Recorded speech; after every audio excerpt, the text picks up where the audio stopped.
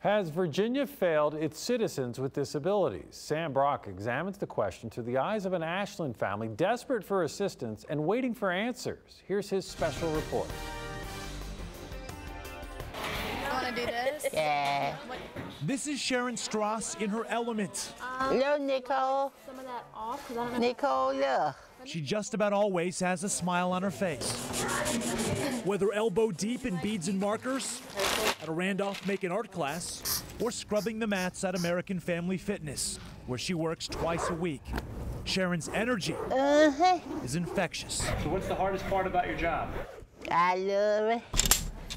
But sometimes in life, you don't control where the chips fall.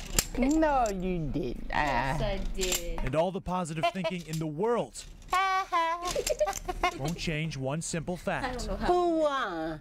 Sharon's living situation, her friends, her job, can all be taken away in a heartbeat. I pray every single day, and I ask God that before He take me, to take her.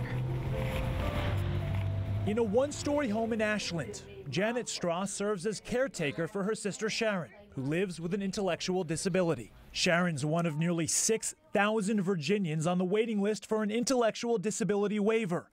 It's a list that swells each year, with more parents pressing for action from their lawmakers. I can't die. I can't die. Who's going to take care of my child? I've lived in the state without the waiver, and it's just undoable. People lose their homes, they lose their marriages, they wind up on the street. See what I was saying?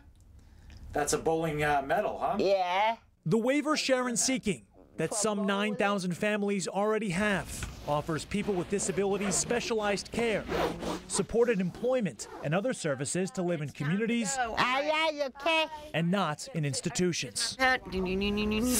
With Janet's own health a concern, Sharon's waiver request is listed as urgent. I don't know. It's no answer, and that's why I panic. Because without the Medicaid waiver, where would she go?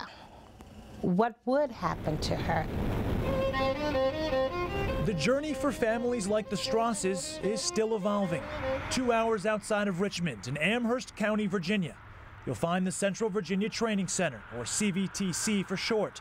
It's one of the state's 5 institutions for the disabled. Hi, how you doing? Hello. How are you? Director Dale Woods took us on a tour of the facility recently. You've noticed all the various little positioning devices. And talked about the training center's mission.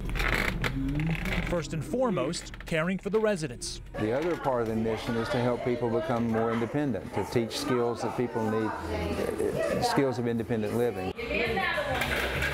But our trip to CVTC and this investigation prompted 2 very important questions. Could Sharon end up at a training center like CVTC? And if she did, would it be considered independent living?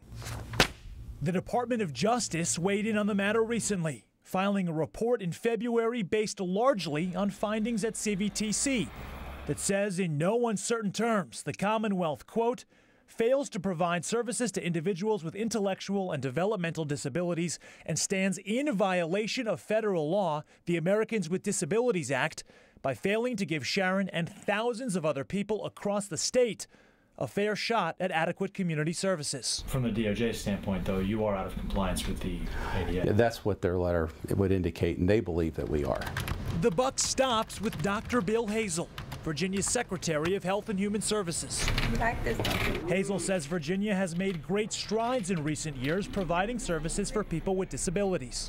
While he can't predict if or when a deal will be struck with the DOJ, he adds Virginia has been negotiating in good faith and is doing the best it can. Community care doesn't just happen. It doesn't just spring up magically. It's something that has to be created. That's a barrier in and of itself. The funding is an issue. And an issue yet to be reckoned with. When it comes to spending towards services for people with disabilities, Virginia is a far cry from top-ranked New York or Connecticut. The Commonwealth finds itself ranked 45th in the country, with states like Texas near the bottom of the barrel.